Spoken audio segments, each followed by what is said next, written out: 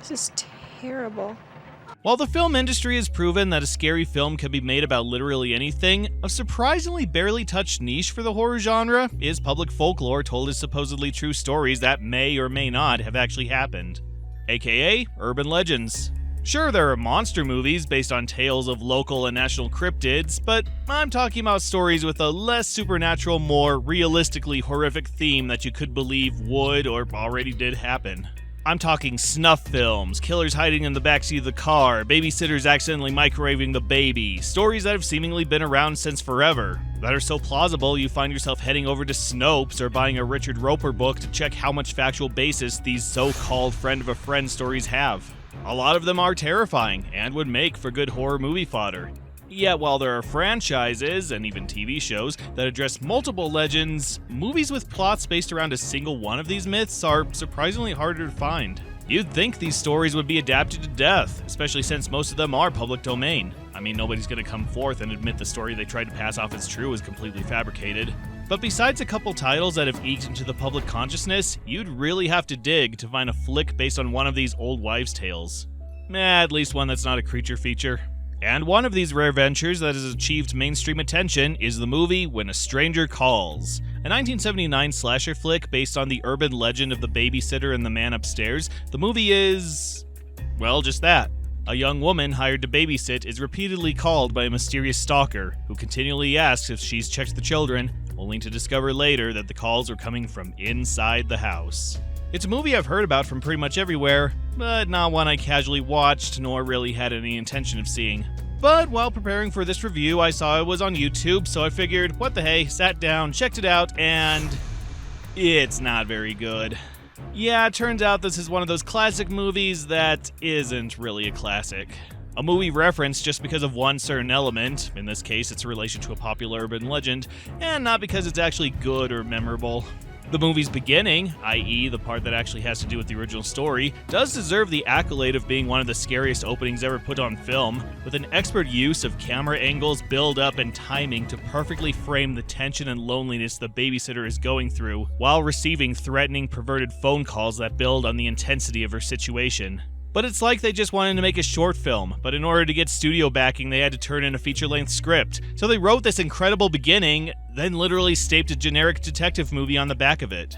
So after the first 20 minutes, the movie suddenly becomes a very slow, drawn-out crime thriller, where a detective is investigating the escape of the killer from the beginning, and that's pretty much it.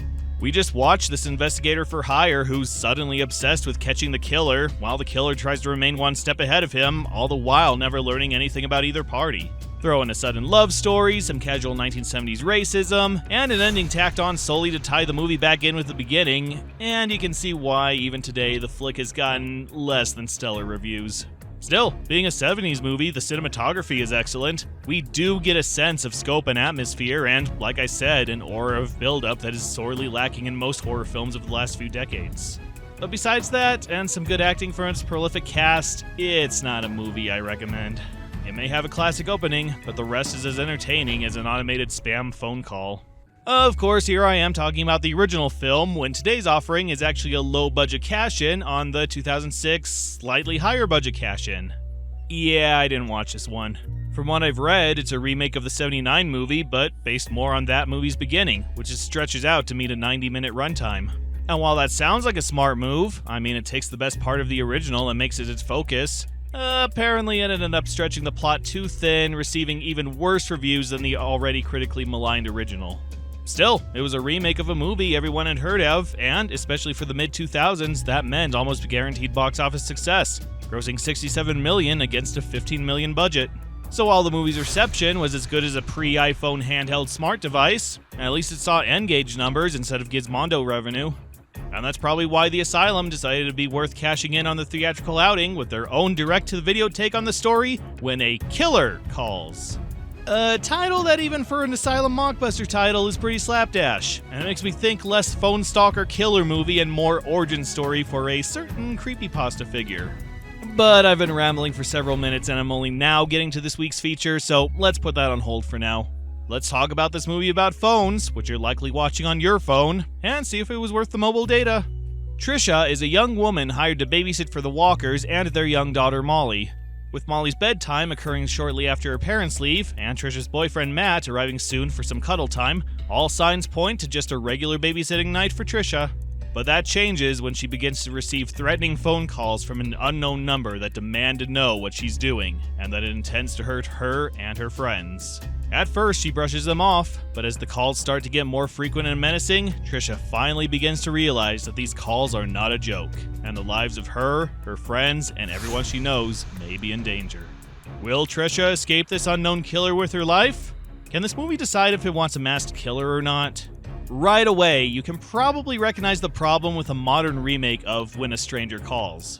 For my younger viewing audience who may not be in the know, that phone you may be watching this on that you can take anywhere you want wasn't always the norm.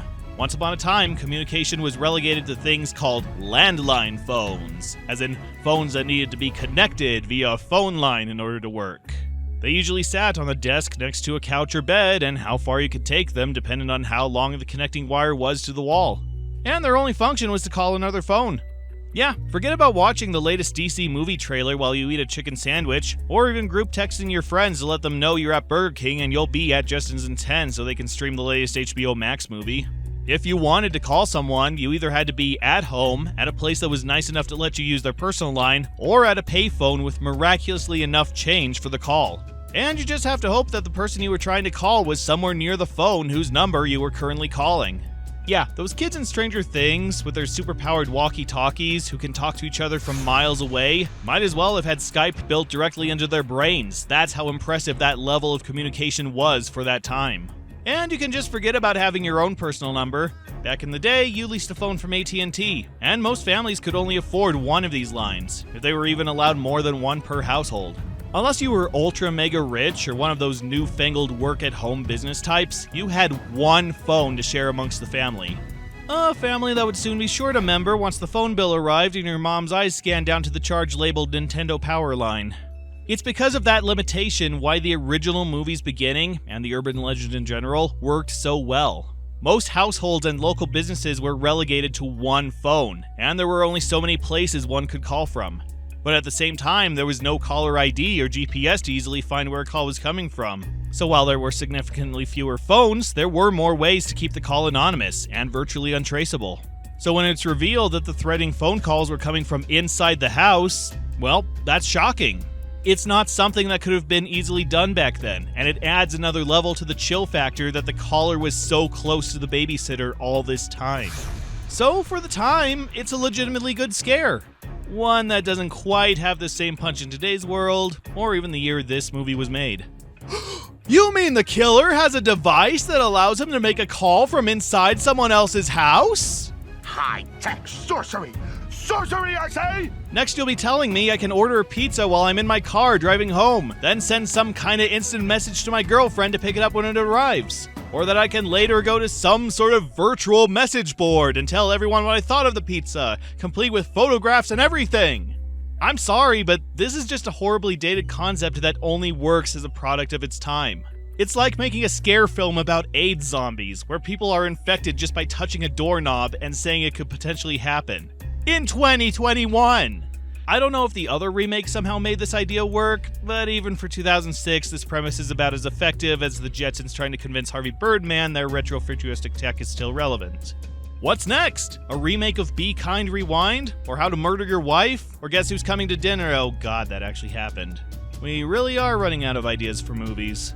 So before we even peel away the plastic wrapping around the DVD case, this movie has crushed itself under the weight of its own pointlessness. That's not to say the idea is completely unsalvageable. It could work given the right setting, like if they set it in the 80s where a killer possessing a cell phone would be a twist. But obviously that's not what they do here. And without some creative spin on what's otherwise a concept so behind the times Armand White would have labeled it the year's most influential movie, it just boils down to a generic slasher flick. With texting! But I have to admit, for a generic slasher flick, I was kinda getting into it. Kinda being the word here, even disregarding the premise, this is in no way a good movie. But at certain points, there were trace elements of charm I don't usually see in these assembly line horror films. For the first chunk of runtime, but I'm getting ahead of myself. Let's actually start talking about the movie, shall we? Yes, get on with it!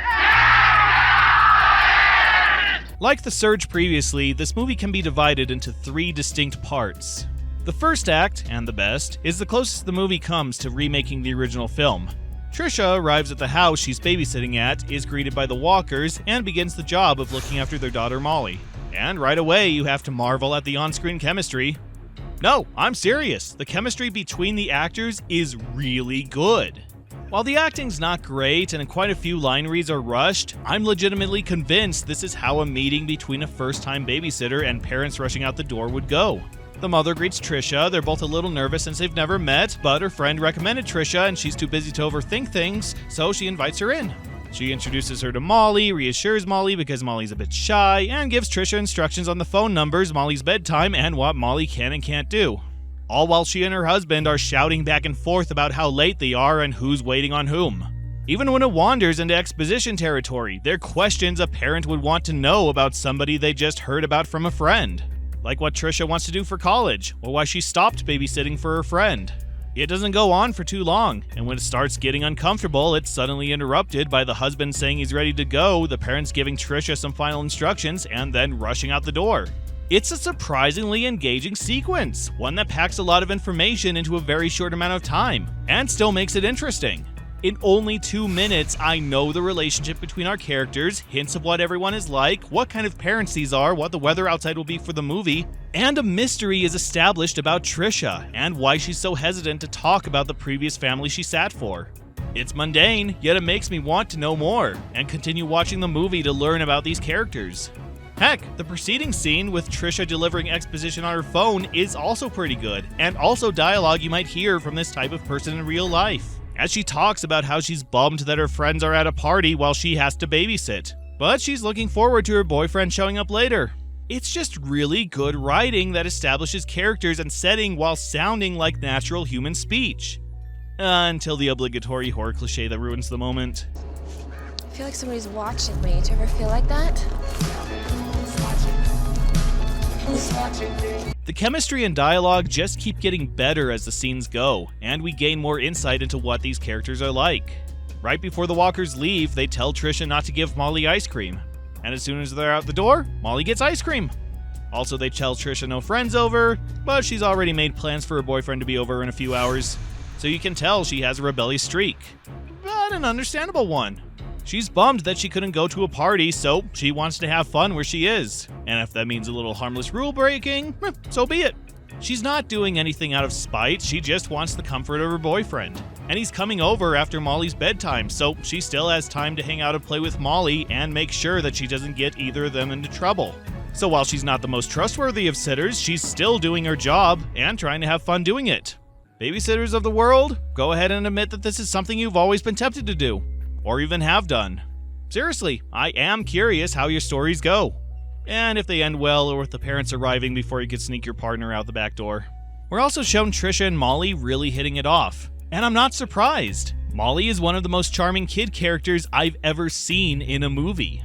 Too often, kids are written as either boring tokens placed solely to provide some bland form of innocence, or they're annoying little shits only there to make the lead characters' lives, and by proxy the audience, a living hell.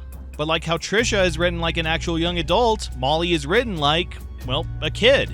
Especially how someone who's babysitting would see a kid. She's shy, but she warms up quickly. And like Trisha, she sees her parents out of the house as an opportunity to break some rules and have some fun. She's told no ice cream, but then immediately asks for ice cream as soon as they're out the door. She's talkative, she's energetic, she's mischievous, she admires Trisha and wants to have some girl time with her. Sometimes she's obedient and asks permission, and sometimes she just makes her own rules. And again, it's so natural. It's like they told the actress to act like Trisha was her babysitter. Just act like how she normally acts around the one she likes, and they filmed around it. Okay, she's not the most fleshed out of characters, but for the role she's given, she pulls it off beautifully. She's like a Mara Wilson performance, only with a personality. I want to eat this performance up. She is just that adorable. And that's probably the most I can say without being taken out of context and being placed on some list somewhere. But for this character and this performance to come from an Asylum movie, let alone a low-budget slasher flick? How can the Asylum get a kid character right while multi-billion-dollar corporations dedicated specifically to creating family entertainment fail so miserably? Also, she doesn't have that much screen time and she's mostly gone by the 30-minute mark, so her easily annoying cuteness doesn't have time to grate on your nerves. Which makes a later scene even more infuriating, but we'll get to that later. And then the phone calls start.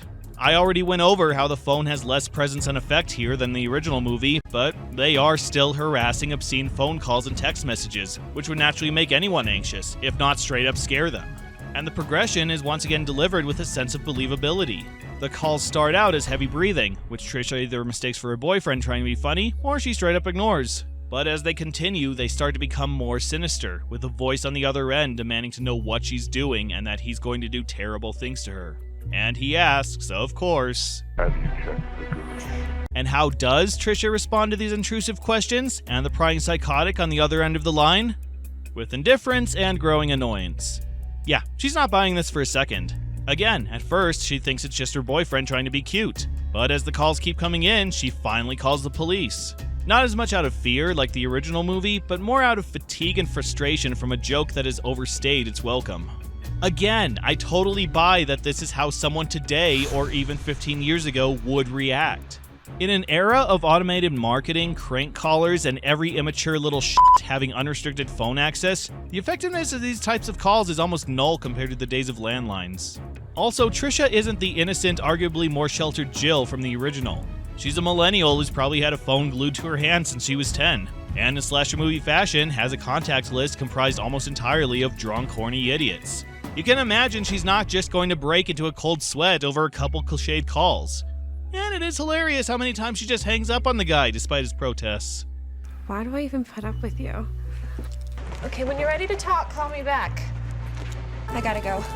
You have to stop calling me, asshole. Please stop calling me or I'm calling the police. Goodbye.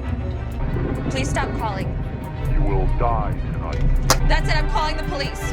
However, the thing I have a slightly harder time buying is that, when the calls fail to intimidate Trisha, the psycho starts sending her pictures of his latest kills. In all their blurry 2000s flip phone camera glory. And what is Trisha's reaction to these graphic images? So fake. Oh, really? A guy clearly stalking you is sending you gory pictures of people you know through an unknown number and you're just immediately gonna brush them off as fake? Like you're not even gonna call the people from the pictures? You already called the police, who are tracing the calls, but said they don't have enough information to investigate, so even if this is a joke, maybe passing on the images you're getting might get their attention and get these annoying idiots to stop. But no, you're just gonna call up your friends and tell them, ha. Friends who just so happen to know both families you've babysitted for, convince the parents of both, including the couple who should be at a meeting right now, to take pictures of themselves in bloody poses, and IM'd them over a restricted phone number that they also created just to troll you? Actually, what am I talking about? This is the slasher killer universe. It's an embarrassing amount of work for anyone in the real world, but for movie morons who have nothing better to do than create a red herring to terrify their already traumatized friend. Hey, it was just Tuesday. The movie does add another layer of creepiness when the killer starts calling the home phone of where Trisha is babysitting. Yeah, it's one thing for an unknown creep to repeatedly call a random cell phone number, it's another to confirm they know exactly where the person is. And it's shot and acted brilliantly. Trisha has just gotten off the phone after her friends told her they have no idea what's going on, only for the killer to call and threaten her again. She hangs up, dials *57 as the police instructed her to do, and just sits there as she starts to doubt that this is all an over-elaborate prank. Suddenly, the landline rings. The camera cuts to the phone, then focuses on Trisha as she stares at the new source of calls in confusion. Trisha rushes over and, after some slight hesitation, picks up the phone to reveal the killer is on the other end of this line as well, and he knows exactly who he's talking to and where she is. It's a nice touch, building on the creepiness of a phone stalker while making a landline phone in 2006 as scary as it was in the original movie, and giving us a legitimately chilling scene. Or at least it would be if they didn't already blow the twist that the killer knew about the home phone number. Yeah, literally 6 minutes earlier, he called Trisha on the home phone and Trisha just acts annoyed, like this has already happened, so her shocked reaction later makes no sense. Guys, you had something that would have made your movie stand out, and you just had to leave that earlier scene in when you could have cut it out completely and nothing would be lost. You had the potential to escalate the babysitter's dilemma, and instead the scare becomes as effective as accidentally buying $1's worth of in-game currency. Yeah, it's an unfortunate shock, but hey, extra gems! The second act starts when Trisha's friends arrive, and at this point the movie becomes a generic teenage slasher flick. Yeah, Trisha still occasionally receives calls and threatening texts, but who cares? Party, beer, nookie, weapon introduced to take out the killer later. The tone changes so quickly, I'm still cracking my neck from the whiplash. Gone is the atmosphere of terror and unease from a young woman being all alone in an area she's unfamiliar with while being stalked by a mysterious voice, and now it's just the meat wagon, killing time until they're butchered. I'd complain more, but this is what the original movie did as well, so maybe this is a more faithful remake than I'm giving them credit for. But even with the sudden tonal change, I was still kind of entertained. Oh sure, I was enjoying the first act a lot more, and I would have liked it better if they kept going in that direction, but the second act is also entertaining in its own way. It's like someone grabbed a handful of cliches from the drawer of slasher tropes, threw them at the actors, and everyone said, okay, we can work with this. Let's see, we have the annoyingly bland boyfriend who's only there to support Trisha. We have the idiot frat boyfriend-girlfriend duo who are friends with the bland boyfriend and who just want to drink and bang. We have Trisha trying to keep everyone from breaking everything so she doesn't lose yet another babysitting gig. We have the fake-out jump scares. And of course, the whisper-quiet slasher killer that nobody can hear even when they're killing someone in the next room with the door open. It's so generic, yet everybody just goes for it. Everyone's just so into what they're doing and having so much fun doing these things we've seen in a million other horror films, and it's kind of hard not to also have a good time. A completely ironic good time, but there's some fun to be had. It's not like Detour, where the entire movie was these cliches. We just had a fairly well-written and acted beginning, so even if this next part is nowhere near as good, we're still riding the high of the first 30 minutes. Besides, the movie already set up that these scenes were going to happen, so they still flow relatively well, and they're not some unwelcome surprise that shows up without warning that you desperately want to skip. No, that comes later, but we're still getting to that. And what's that? You want 2? There's something out there, go check it out or you're not getting nookie scenes? Yeah, seriously. Right after one couple sends the boyfriend to scope out a noise, who then gets horribly mutilated, the other couple hears the noise, and that boyfriend goes to check it out and gets horribly mutilated. All within 5 minutes. Again, it's so cliched, yet done so seriously, it almost loops around to being creative again. These actors do such a good job of pretending they've never heard of these tired cliches and pretending like they're giving us something fun and new that it almost becomes something fun and new. The How to Train Your Dragon of cheap slasher movies, if you will. This movie may be sloppy and repetitive for the first third, and laughably generic for the second third, but one thing I can't say so far is that it's boring and that I'm not having a good time watching. And then we reach the last act, and we're gonna have to come back to that. This is the part I have to work myself up for, so for now, let's go over the actors and technical specs I usually talk about at this point. The movie surprisingly doesn't use most of the Asylum's recurring cast, and the few with ties to the Asylum only have a couple titles to their name. Trisha is played by Rebecca Kochan, whom we were introduced to in the previous movie, and since she's playing the lead this time, she gets to open up and really show off her acting skills. Which, as I pointed out earlier, are really good. In fact, it's C. Thomas Howell in War of the Worlds good. She can be happy, she can be nervous, she can be angry, she can be terrified, and of course she can be bitchy.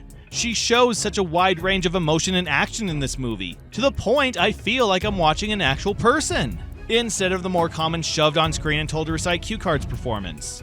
It's a shame she didn't do many other horror movies, because she has the Scream Queen persona down pat. We'll see her in some future Asylum movies, but for the most part, her filmography is comprised almost entirely of gay sex comedies. Which I'm not judging, I'm sure she's great in those as well, but she does so well in this type of movie as this type of character, I wish I could have seen her in more.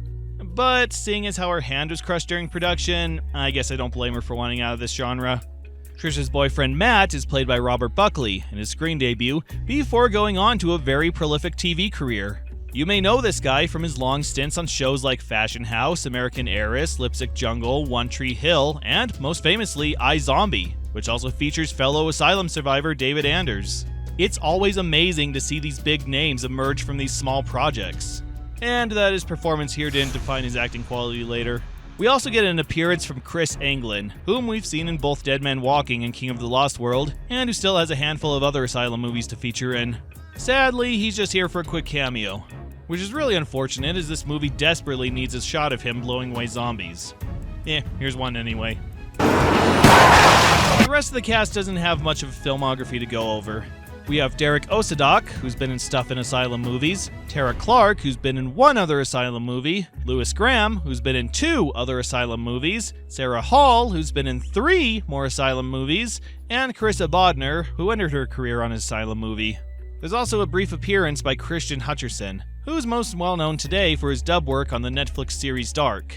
Everyone's fine, everyone does what they're asked to do, and here's hoping that they went on to more successful careers. And that, whatever they chose to do, they can proudly claim that this movie wasn't the crowning achievement of their lives. I hope. And then there's the killer of the movie, but we'll be getting to him in a second. Just prepare to be disappointed. The camera work is actually really good, especially for this level of movie. A lot of it is someone pointing a handheld at the actors, which we've seen with nearly every other Asylum flick, but it's clear they know where to point, and it's never overly shaky. But when it really shines is when they're trying to create tension and an atmosphere of unease.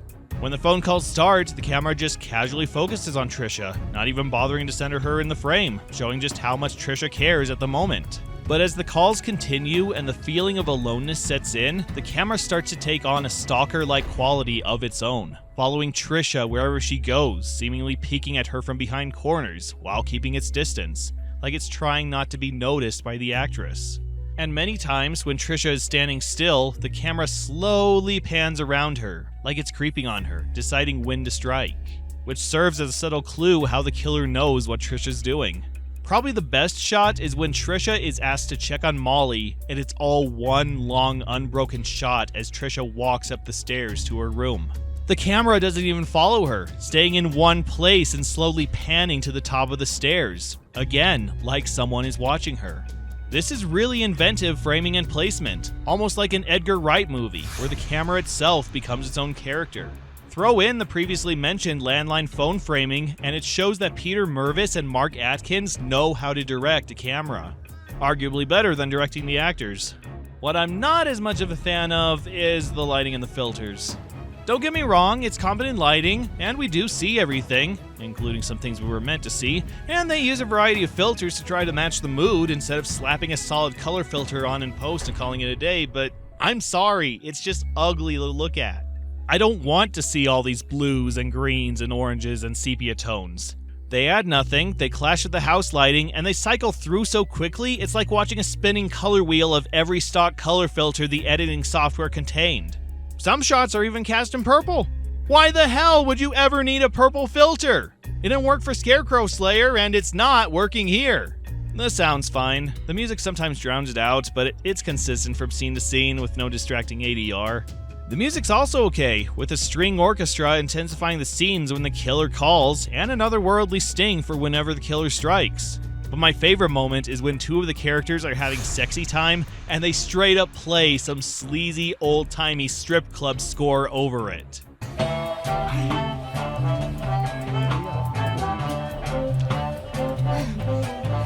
It's so unrepentantly corny and fits the scene so well, I want to play it over every other sex scene we come across. Yeah, it's gonna wear out by the time we get to the Asylum sex comedies. Also, props for the rain. That's very hard to do in a low-budget movie without it just looking like someone's holding a sprinkler hose over the camera, but I was convinced. If they didn't point it out in the behind the scenes, I wouldn't have guessed that they didn't just shoot these scenes on the rainiest night in California history. Don't know why everything's dry 10 minutes later, but I applaud the effort. The editing itself is fine, the scenes flow smoothly, the cuts are paced well, and the transitions are saved for when they need a transition. In fact, some transitions are downright impressive, like this smooth shift from a distant shot to a closer shot while circling around a wooden beam. My favorite bit of editing is near the beginning, where the camera switches between Trisha walking up to the house while the killer appears to be heading to the door, giving the impression that Trisha's about to meet her end, only to show it was 2 completely different locations. That's an old fake out, that is, but I'll give you it, it's one of my favorites. But then we have the little touches the editor decided to sprinkle throughout the movie. Touches that, even during the good parts, render the movie hard to watch. First are these choppy flashbacks to earlier kills that play every time Trisha receives a picture. Kills we've already seen 10 minutes ago, but I guess they have to show us again given how the screen visibility is non-existent. Again, if you're going to do something like this, then just don't show the original scenes. It would have been so much better if all we got were these choppy flashes when she received a text. Then we wouldn't know who were in these flashbacks, allowing us to be surprised when they turn up later, and it would be left up in the air if these kills actually happened or Trish is just imagining them. Presented as is, it just treats its audience like idiots who can't remember things that happened 10 minutes ago, and draws attention to how poor the technical quality is. And then there are these effects where, I don't know, the movie's trying to put itself out of its misery. I don't know what else to call them. I guess they represent when the killer's spying on Trisha, or even when he's in the house, and if they were used maybe once or twice, they'd probably be fine. But no, we get to see them over and over again, very quickly wearing out their welcome. This is almost the Surge level of annoying, unneeded visual gimmicks, and with how much they triggered my motion sickness, I'm surprised I didn't miss half the movie from having my head hunched over a puke pail. In fact, these shots made me realize that the weakest part of this slasher killer movie was, well, the slasher killer. As I like to point out, a slasher flick lives or dies on the strength of its kill scenes. And these are some of the weakest kills I've seen from an Asylum movie. The killer just stabs people through the head, sometimes through the chest. Now, the effects are pretty convincing, much better than other impalements we've come across, but this is it. Just a guy with a knife taking out people we're barely introduced to and have no interest in learning more about. Not only does this make for some very underwhelming kill shots, it again ruins the tone the first act was trying to set. The idea of the original story and movie is that we're not supposed to see the kills, that everything is left ambiguous until the killer is caught, and then we get the shock that everyone's dead. By straight up showing the killer, his location, and his victims, it destroys the suspense of being stalked. Therefore, we can't share in Trish's shock when he finally turns up. The movie does try for some suspense by trying to hide the killer's face until near the end, but as we'll see in a minute, there's no point. And they slip up and show his face several times anyway, so that goes nowhere. How much more interesting would it have been if we never saw the killer? Oh, we could still see someone following the characters, get some POV shots, but as for any indication of who he is or how close he is to Trisha, that would be left completely in the dark. The kills inside the home could have just been the characters walking off screen and never returning. Then, at the end, the movie can pull a hot fuzz and show Trisha running through the halls of the dead corpses of everyone she knows, then reveal the killer. That would have been so much scarier and intense and show that the killer was serious and is capable of more than lewd phone calls.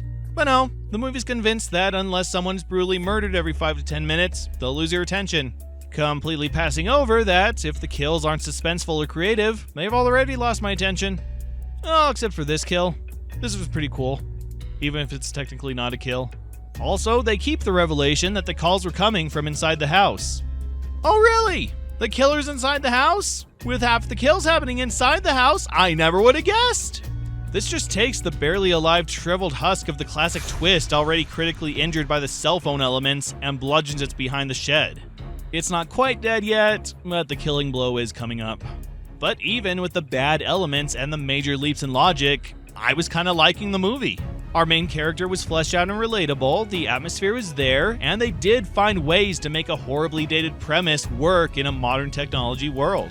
There was a surprising amount of work put into a rushed script that didn't need that level of thought or care. Even when it devolved into just another slasher flick, it still had so bad it's good vibes. Like the actors were just having so much fun playing these scenes we've seen a million times, I wanted to join in the party. So based on the movie's first 2 acts, I was legitimately impressed and having a good time. And if the movie continued in this direction, I would be ready to call this one of the better Asylum movies I've seen from the studio. And then we reach the 3rd act, and whatever goodwill the movie garnered up to this point is completely and thoroughly assassinated. You remember Molly, the kid who packed as much charm and likability into 5 minutes of screen time than the entirety of Full House? Yeah, she's dead now. Which the movie wants you to know, as it lovingly holds on her bloodied corpse that I'm just gonna pixelate because even for this show, this is crossing the line. She's not even the only dead kid in the movie, as we get to see a pair of kids bound and repeatedly stabbed earlier, which, again, I'm not showing here. Heck, there are even dead kids and dead men walking, a movie from the same director. Pete Mervis? You have problems. I don't know if you have a family of your own, but I hope to everything good and pure this doesn't represent some hidden desire of your own. But even then, if the movie just ended here, I would still be fine. Everyone's dead except Trisha, the killer's identity is revealed, there's a chase where the all-important phone is smashed. This is the perfect place to wrap up. Have the killer kill Trisha, or have him die by falling down the stairs, and you'd have a satisfying ending to a unique, enjoyable, though somewhat short, slasher film. Instead, Trisha is knocked out, wakes up tied up in the basement, and for the final act, the movie straight up becomes a torture porn. Yeah, the movie completely abandons its pretense of having anything to do with the original legend, and the rest of it is just pain and misery, as we get to see the killer torture and mutilate Trisha and whatever friends are still barely alive. Again, I am very uncomfortable with showing you any of this, so learn to love the tessellation. Especially since, for most of the majority of it, Trisha is topless. Why? Why? That is the only question I can muster towards this part of the movie. Why do we need any of this? It has nothing to do with the original story or the rest of the movie in general, and it builds on nothing we've already seen. Heck, by this point, there's nothing to build on. Everyone's dead, the killer has been revealed, and the plot points they shoehorned in from the original legend and movie have all been covered. There is literally no reason for the movie to continue. It's like if Nightmare on Elm Street didn't end with the car magically driving off with the teens in tow, but instead it drove to the asylum for Wrong Turn 4 and we got to see them tortured by inbred hillbillies for the next hour. Movie, you are done! You have exhausted your entertainment potential. End! Okay, but at least we're near the end, right? The movie just wants to film a little bit more to make a more reasonable feature length, so this whole sequence is only about 5-10 minutes and then the credits roll, right? This is the entire last third. We are stuck here for the next 20 to 30 minutes, just watching these characters we've actually grown to enjoy cry and moan in agony as the killer tortures and kills them. And trust me when I say, you will feel every single second. While the first 2/3 were slow-paced, they were well-paced, retaining a suspenseful atmosphere while keeping the camera and events moving on to avoid long periods of nothing happening. Here, we get a good 5 minutes of the characters just screaming and groaning, then a good 2 minutes of the killer torturing and killing one of the characters, and that's just the beginning of this half-hour torture porn. It's not even a good torture porn. Like all the other kills in the movie, it's just the killer slashing and stabbing with a kitchen knife. There's no inventiveness, no change-up, it's not even particularly gory or exploitative. Bloody, yes, uncomfortable, oh you have no idea, but in all the wrong ways. This isn't Tusk with its absurd premise, or the Saw movies with its inventiveness, or a Rob Zombie movie with its unrepentant levels of gore. It just feels like we're in someone's basement, watching them do bad things for the sake of doing bad things. All the while hoping we can make a break for the staircase before the guy notices we're also down there. I never thought I'd see a movie that would make me say I'd rather watch The Human Centipede 2. And who is our killer? Who's this mysterious knife-wielding psychopath who racked up more stealth kills than a game of Metal Gear and whom we're stuck with for the entire last third of the movie? Some asshole. Yeah, they give him a name and reveals that he's the father for the previous family Trisha babysat for, and those opening kills were him massacring his wife and kids. But in the context of the movie, he's just some asshole. We don't know who this guy is until the final act. We're not even supposed to know what he looks like until he's shown on TV and Trisha realizes who's been sending her all the threatening texts and phone calls. So the whole shadowy, unknown killer twist they were trying to pull, and failing miserably, completely pointless. He might as well have just been some random stalker who decided to torment and kill Trisha and her friends. In fact, it would have been better if he was some random stalker. Then we wouldn't be asking how he knew Trisha was going to be here, and why he suddenly chose now to snap and go Michael Myers on his family and everyone else he comes across. Jeff the Killer had more backstory and setup, and was a lot more hilarious. And if you are already sick of the killer filter from earlier, the last act practically drowns in it. To the point I almost didn't bother censoring this footage. With the constant shaking and audio popping, it's almost impossible to tell what's going on anyway. We get it! He's insane! And he's right there! We no longer need these clues that are as subtle as a knife to the back of the head! We didn't need them to begin with! If you're serious about making us watch these last 30 minutes, then let us watch these last 30 minutes! And keep your spastic editing to Dead Man Walking or some other over-the-top horror action movie, because it fits as well here as a skull transition in Winnie the Pooh. Something else I'd much rather be watching. The only enjoyable thing about this guy is his portrayal. That's Mark Irvingson as Richard Hewitt, or the Madman as he's credited as for some reason, who previously featured in the Scarecrow films, and, like everyone else in this movie, he delivers. He's a horribly rushed and written character, but he rolls with it, giving one of the most unnerving performances I've seen. I don't see an actor. I see a sadistic, completely insane sociopath who takes pleasure in murdering his family and forcing Trisha and her boyfriend into warped foreplay. He only has one note to work with, but he constructs an entire sympathy out of it. He's so good at playing this character that I hate him. I hate this guy just as much as the guy he's acting as. That's how interwoven they both are. He's the Jack Gleason of the Asylum. I'm glad this guy's still finding work today, because if I ever met him out on the street, I'm already programmed to run the other way. Mark, dude, I love your dedication, and I would love to get your autograph. Just be prepared to duck when I instinctively take a swing at you. And it's finally happened. 30 movies in, and we finally got the trope that even the worst movies we've seen so far have managed to avoid. The dumb cop cliché. When the police finally arrive in response to Trisha's panic 911 call, they knock on the door to ask if everything's alright, and then they split up and casually walk around the house. Yeah, no calling it in, no breaking down the door, not even going to see if there's another way in. They just shrug and go their separate ways, allowing Rich to sneak up behind them and disgustingly easily dispose of both. Hey, Donut Cop called. He says you two are idiots. You were doing so well, the Asylum, but now I think you've covered every trash cliché in the book. I guess Pete Mervis just wanted to play a cop again, and since we went without a Leigh Scott death scene in the last movie, they had to make up for it here. Alright, fine. We're all aboard the sinking boat to the end. Why not drill some more holes in the bottom? But in case you thought they couldn't sink any lower, that there was nothing else they could introduce to make you feel any more unclean and uncomfortable, rape plot. Yep, Richard reveals that the reason for all the murdering is because he raped Trisha the last time she was at his house. She surprisingly didn't enjoy it, and all the killing was just to prove that he was man enough for her. Yes, they go there. First of all, this delivers the killing blow to the original premise having any meaning or relevance to this movie. If he was doing all this because he legitimately wants Trisha and is trying to prove himself to her, then why all the threatening phone calls? Why the taunts to check on Molly?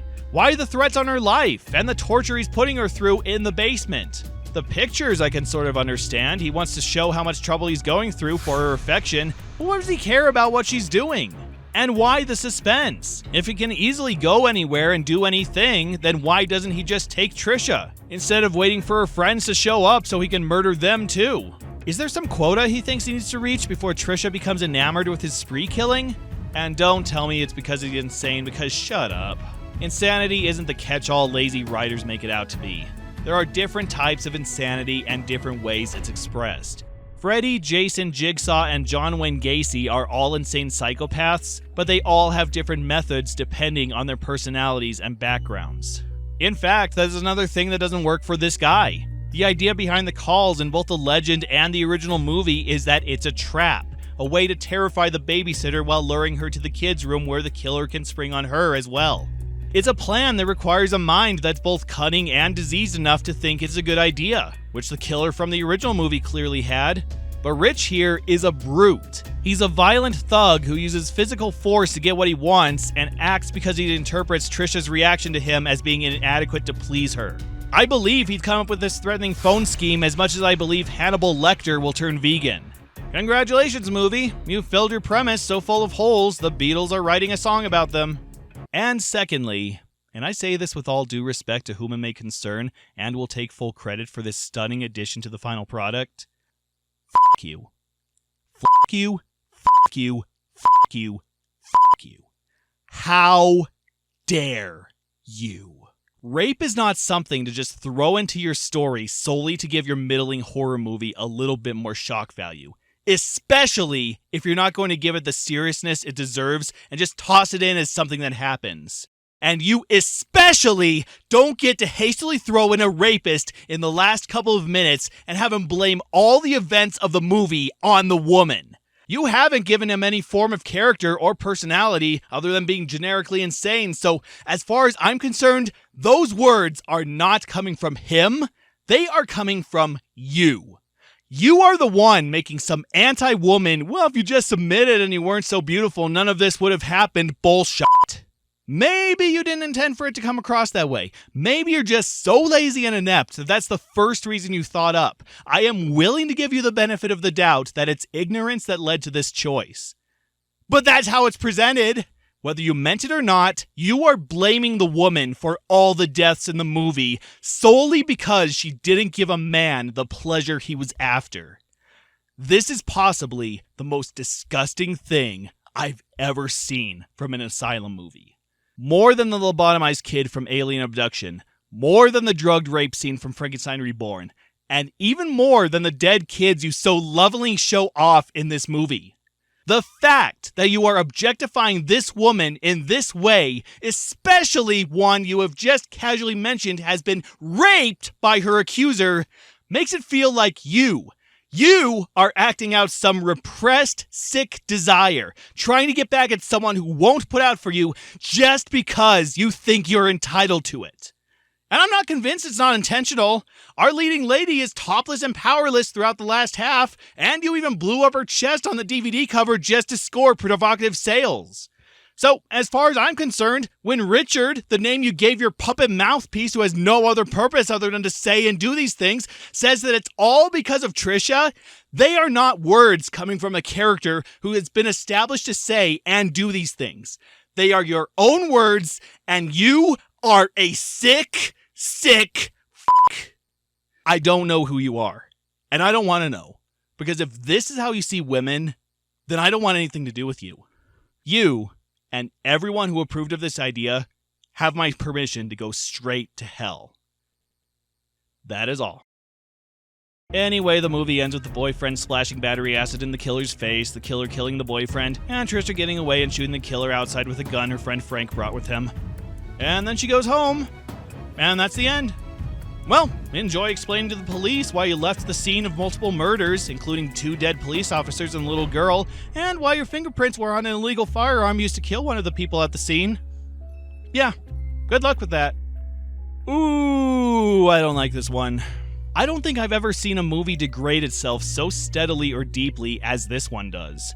What starts as a competently written and intriguing thriller slowly reduces itself to a generic slasher flick, before becoming one of the most appalling unwatchable torture porns I've ever seen. And I was enjoying it. I liked Trisha, I liked Molly, I liked the camera work, I liked the modern touches and how they made an outdated horror concept almost work in some places. And I liked the acting and how these people took what they were given and spun it into their own unique performances. But they just had to include a slasher, one who didn't match the theme or the overall tone, one who is revealed late in the movie and has no characteristics other than being insane, and one who is boring at best and infuriating mouthpiece at worst. But even then, I was ready to recommend this movie. Sure, it's not perfect, and like I pointed out, the theme is nowhere near the suspense level today as the days of landline phones. But it was written and acted just fine, and even most of the bad elements I could still find enjoyment in. But with how it ends, and all the painful editing tricks they insisted on using, it killed all the fun I was having watching it.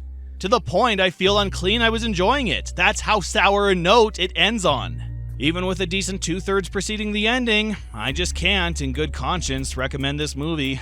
I actually do hope that this is a troll movie, and the producers were intentionally trying to piss off the viewers. Because if the writer, producers, or whoever made these choices meant for it to be taken seriously, then the Asylum may be more apt in name than we originally thought. Either way, it's one of the most depressing, ugly things I've seen in my life, and it's another movie I don't want in my house. I can't picture myself without a phone, but I can't picture myself without this DVD. Well, we've endured another bit of torture porn that the Asylum has thrown at us, and if the next movie is any indication, we're not out of those woods yet.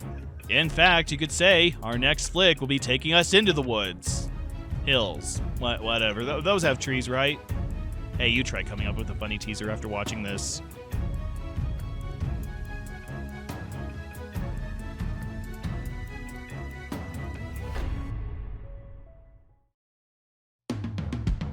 Hey there everyone, thank you for watching this video. If you enjoyed it, please consider supporting me on Patreon and help me create even more content like this. It's only $1 to get early access to my videos, and only $5 gets you a credit at the end of each of those videos, with higher tiers offering these and even more perks. And as you help me reach certain goals, I have super special content lined up for all of you. Head on over and check out my Patreon today, and I'll see you next time.